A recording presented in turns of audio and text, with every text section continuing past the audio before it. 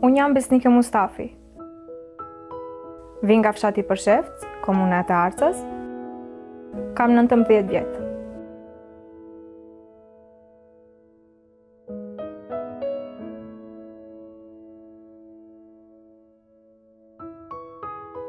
Kam mbaruar shkollën e mesme ekonomike në Tetov. Që nga shkolla fillore, lënda që preferoja më së shumti ishte arti.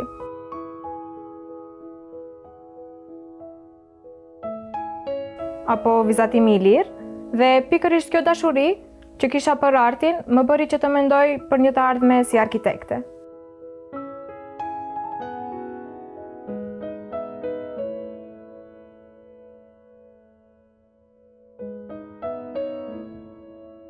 Gjëja që më tërhiqte më së shumti në arkitektur, përveç fakti që është e lidhur me artin, është edhe pjesa e pengesave. Që ne, personat me aftësi të kufizuara, i hasim në përditshmëri tek ndërtesat e ndryshme.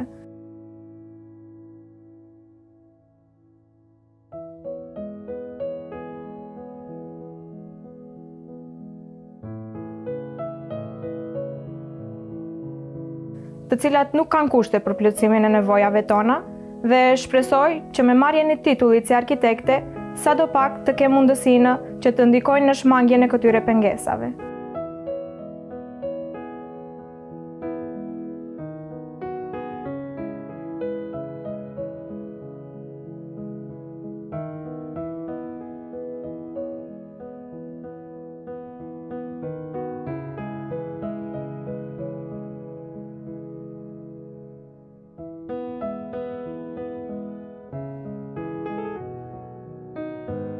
Do mund të përmendja Zaha Hadid si një ndër arkitektet e mia të preferuara, nga fakti që ndërtesat e saj janë gjithmonë të ndryshme dhe të veçanta nga forma, si dhe janë pikërisht këto lloj të ndërtesave të cilat më tërheqin vëmendjen dhe më inspirojnë më së shumti.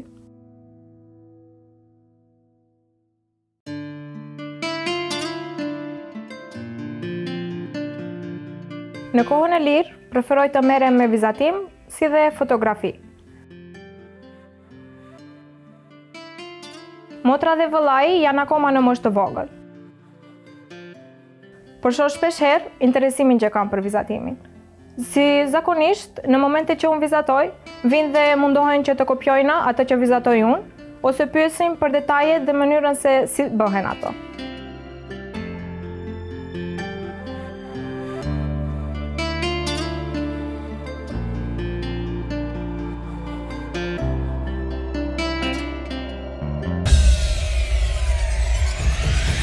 E dua muzikën aq shumë, sa që nuk mund të zgjedh një zhandër apo një këngëtar të preferuar.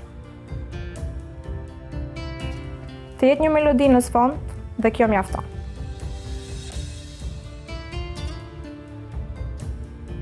Jam person që preferoj më shumë filmat. Një ndër filmat e preferuar është Kolumbiana. Një vajzë me qëllime të qarta dhe që nuk dorëzohet pavarësisht problemeve që has gjatë jetës.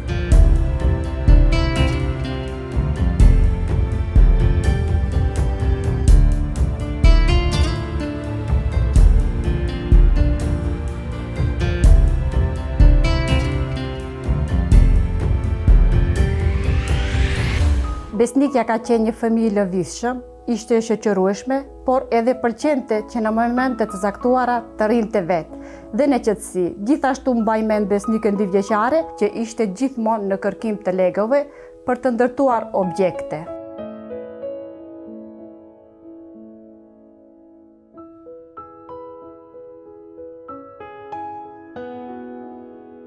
Besnikja ishte 14 muajshe, kur u paraqitën simptomat e para.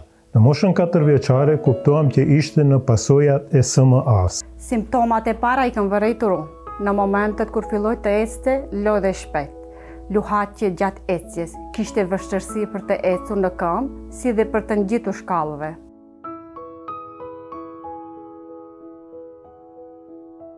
Besnikja jeton me këtë diagnozë për 16 vite me radhë.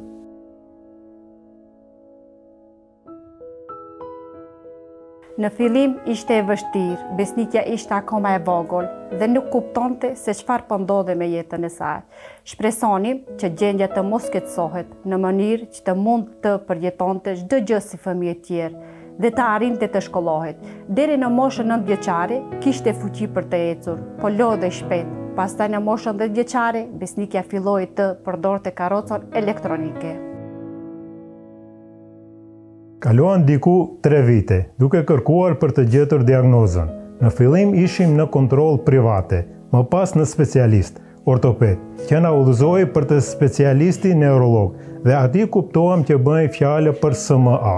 Diagnozën e vërtetoi neurologi.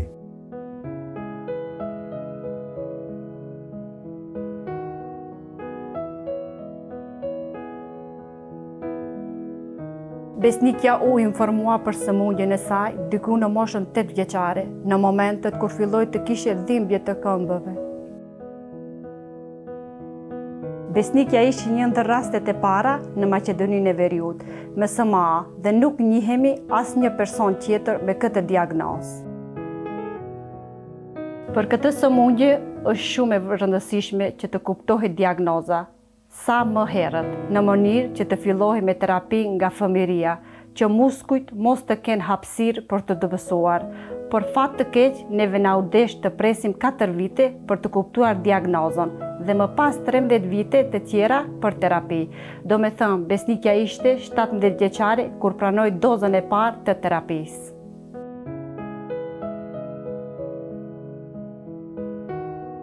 Terapinë e kam filluar në moshën 17 vjeçare.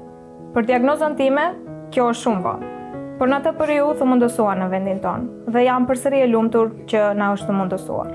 Pritshmëritë e mia ishin që terapia të ndalonte dobësimin e muskulaturës, si dhe të kisha përmirësim. Mund të them me plot kuptimin e fjalës që në ato moment shpresat u ringjallën. Edhe pse është vetëm një terapi apo diçka që mbron nga përkeqësimi dhe të shtyen drejt përmirësimit të gjendjes dhe nuk është shëruese, përsëri për neve ka një domethënie të madhe. Mendoj që ka plotësuar pritshmëritë e mia. Shoh një ndryshim në periudhën që bëj fizioterapi, që më parë nuk mendoj se e kam pasur. Tani më në momentet që jam aktive me fizioterapi, filloj të vërej që kam më shumë forcë.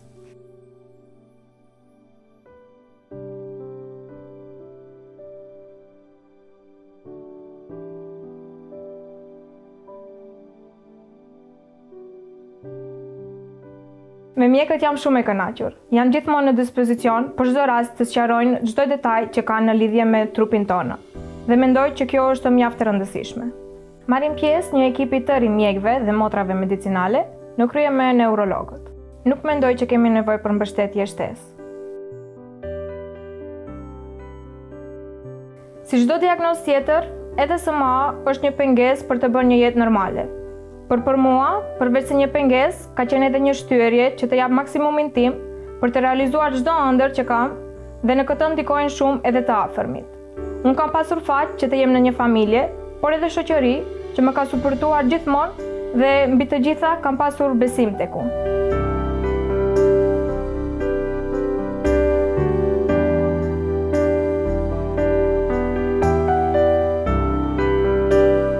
Shoqëria që bëjmë pjesë në Stop SMA më ka ndihmuar shumë si për pjesën e arritjes së pranimit të terapisë, gjithashtu edhe në anën psikologjike. Pasi që të gjithë po përjetojmë të njëjtën gjë dhe gjithmonë vëre një dashamirësi që kemi për njëri tjetrin. Mundohem që të ndihmoj vazhdimisht dhe të jem prezente në çdo aktivitet apo mbledhje që mbahet.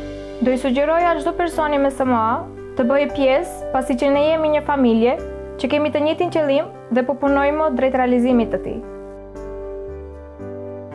Tani që jam në periudhën e studimeve, udhëtoj çdo ditë dhe është shumë e vështirë, pasi që një person duhet të jetë gjithmonë i angazhuar çdo ditë në këtë punë.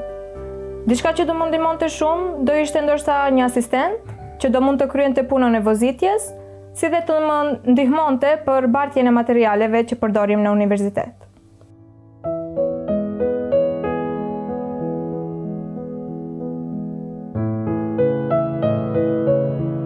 Gjëja e vetme që do sugjeroja për familjet e personave me SMA është që t'i përkrahim ata dhe t'u japim mundësinë të tregojnë se çfarë në të vërtet ata mund të arrijnë.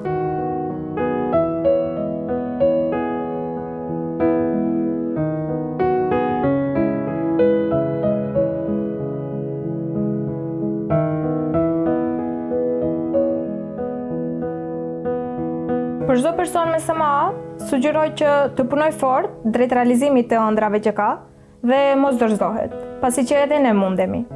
Mungesa e disa aftësive fizike nuk na ndalon që të arrijmë atje ku duam. Dhe pse jo, të jemi shembuj për të tjerët.